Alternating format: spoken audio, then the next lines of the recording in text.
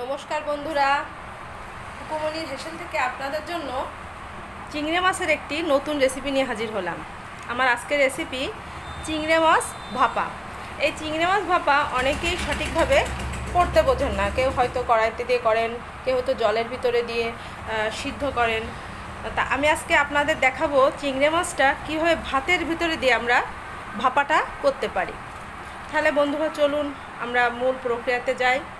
চিংড়ি মাছ ভাপার জন্য আমার লাগছে জিরে, সরিষা এবং কাঁচা পাকা লঙ্কা বাটা, আর লাগবে সরিষার তেল, লবণ এবং হলুদ।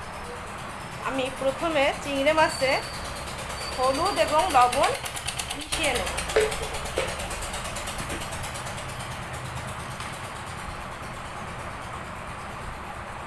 এবার মশলাটা দিয়ে দেব।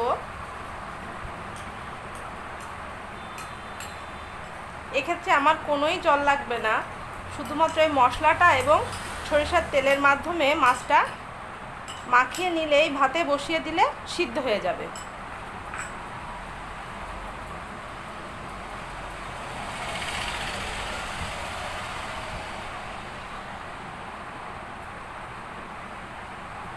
সরিষার তেলের মাত্রাটা একটু বেশি যাবে ভাপাতে।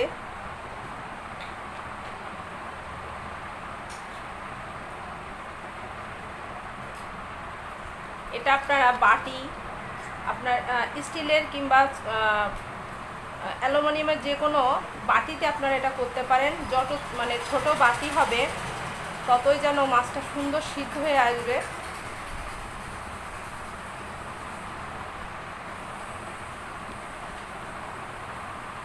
দেখুন বন্ধুরা, আমার মাছটা মাখানো হয়ে গেল। আমি আর একটু হলুদ দিব।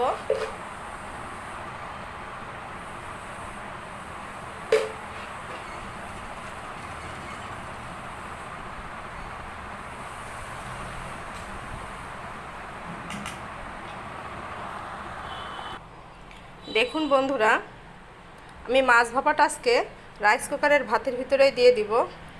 ভাতটা নামানোর সাথে সাথেই মাছটা দেওয়া লাগে, ভাতের হিটটা বেশি থাকার জন্য।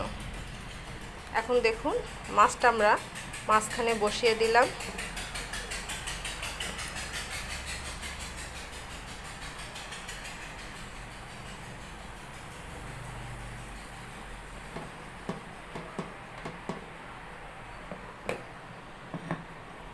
একটা প্লেটের সাহায্যে আমরা মাছটা ঢেকে দেব।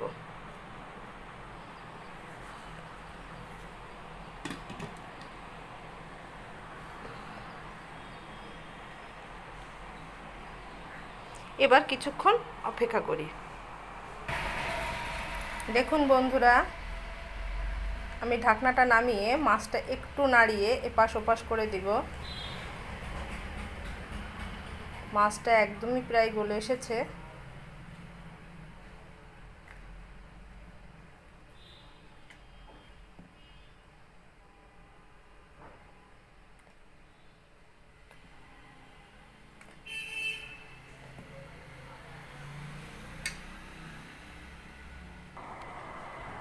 দেখুন বন্ধুরা, আমার চিংড়ি মাছ ভাপা রেডি।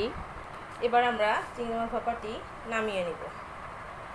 দেখুন মাছটার কালার কেমন এসেছে।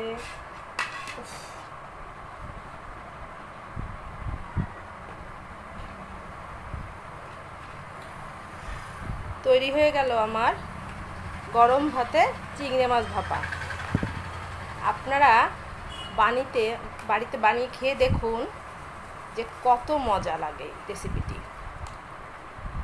ভালো লাগলে একটি লাইক, কমেন্ট এবং শেয়ার করবেন বন্ধুরা।